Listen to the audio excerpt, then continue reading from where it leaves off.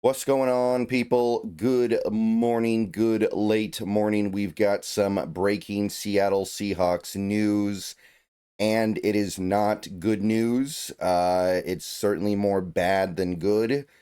It doesn't seem like it's that bad, doesn't seem like the severity is anything to be truly alarmed about. So that's the silver lining here, but if you had to pick a side of the fence for this news to be on, it would certainly be more bad than good. Hopefully, it doesn't turn into anything bigger than just this, because while right now this is not a particularly big deal, it could definitely turn into a huge deal. So, per many sources, including Brady Henderson here, but originally reported by Albert Breer, Seahawks left tackle Charles Cross had finger surgery yesterday.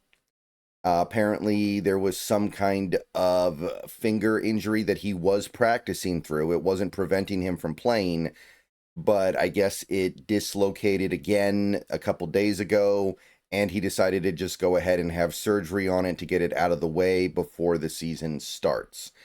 Now, the good news is everybody is saying that he expects to be ready by the regular season opener, but it could cost him some reps in training camp and, of course, the preseason, which, I mean, it's probably not the most important thing in the world for a player like a Charles Cross to be getting preseason reps.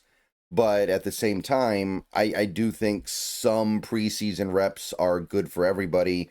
I think that we as Seahawks fans have experienced in recent times how not going through the offseason, not going through the preseason stuff, not going through the process of ramping up can affect your initial play during the actual season. So it's certainly more bad than good, especially because this could end up expanding into something bigger than it currently is. And this is obviously a very big year for Charles Cross. This is a very big year for the Seahawks in terms of what they're going to get out of their offensive line, and Charles Cross is a huge part of that. So I can't really spin that to be a positive. About the only thing I can do is point out that, well, should be back relatively soon. More from Brady Henderson. My understanding is that Cross's finger had become dislocated multiple times. He had been practicing through the injury and could play with it if he had to, but when it popped out again, he opted for surgery with the expectation that he'll be back by week 1.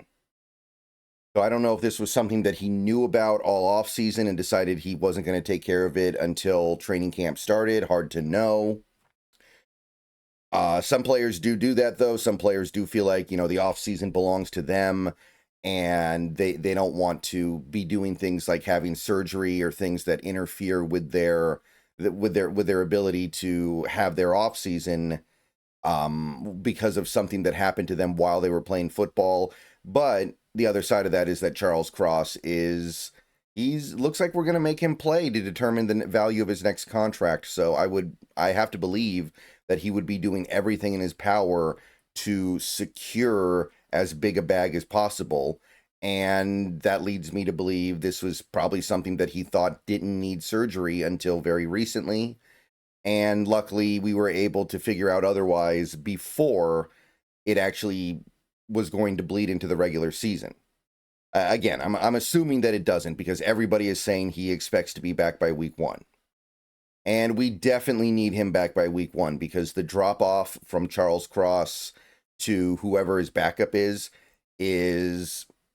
I'd say, probably the biggest on the whole team, especially because of how important the left tackle position is.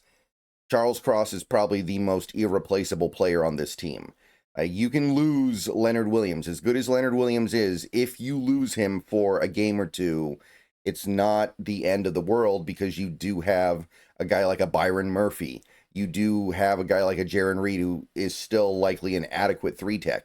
Even somebody like a Mike Morris can at least play a little bit.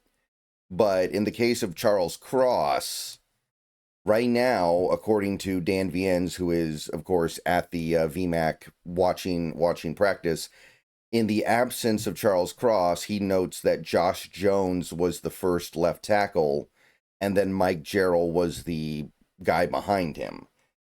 Josh Jones, I mean, I don't even really know if he is a true tackle. He might be more of a guard that can play tackle if you really need him to, but that is a brutal drop off going from Charles Cross and the level that he's at to a guy like a Josh Jones. And then Mike Jarrell. Look, Mike Jarrell's a fun player. He's a fun prospect, very interesting piece. But based on what we saw last year, he's not ready to play in the NFL. And maybe he's ready now, but there's going to be a big drop off there too. It was just a couple years ago he was playing Division, what was it, the Division 3 with the Findlay Oilers in Ohio or something like that. That's something that we can probably not survive. The offensive line is already leaning heavily on players like Charles Cross to carry a big load, and this drop off we can't overcome it. All right, so that's all we really know right now. Again, there are a lot of other people speculating a little bit on the exact nature of this injury and when it cropped up and when it became clear he would need surgery. It's hard to really know anything for sure right now, but the important thing is, should be back for week 1. Now, will this affect his play the first few weeks of the season? It's possible, I guess. The good news is, I guess, he's been participating in training camp and OTAs before he got this surgery. So it's not like he's had no off-season work, but I'm thinking about, Dwayne Brown. Dwayne Brown, several years ago, held in for a new contract that the Seahawks never gave to him. It was 2021. Dwayne Brown, who was also actually our starting left tackle, came to camp but wasn't doing anything because he didn't like his contract. Seahawks didn't give him a new one. He eventually caved, and very late in the process started actually doing off-season work. And for the first month and a half of the season, maybe, he was pretty bad. And the second half of the year, he improved massively.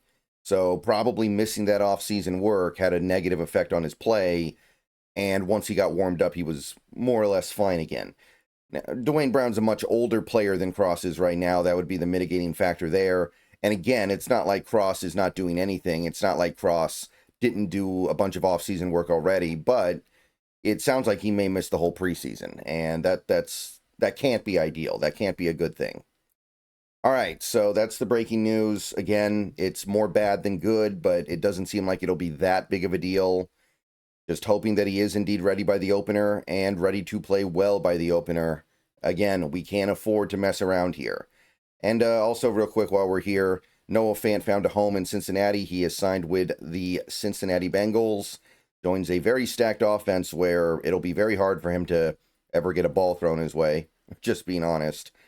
Only one ball to go around with a lot of targets there, so I wouldn't look for Noah Fant to be putting up a lot of highlights, but he does indeed find a home. Congratulations to him. Didn't really work out in Seattle, but then again, he wasn't bad. He wasn't a bad player. Just maybe wasn't the great player that we were hoping we would get when we traded for him. All right, that's it. See you guys later. Go Hawks. I know they have training camp day today, so I will make another video later today in all likelihood. We do have a Hall of Fame game tonight at about 5. So tune in, be ready. And football, it's here.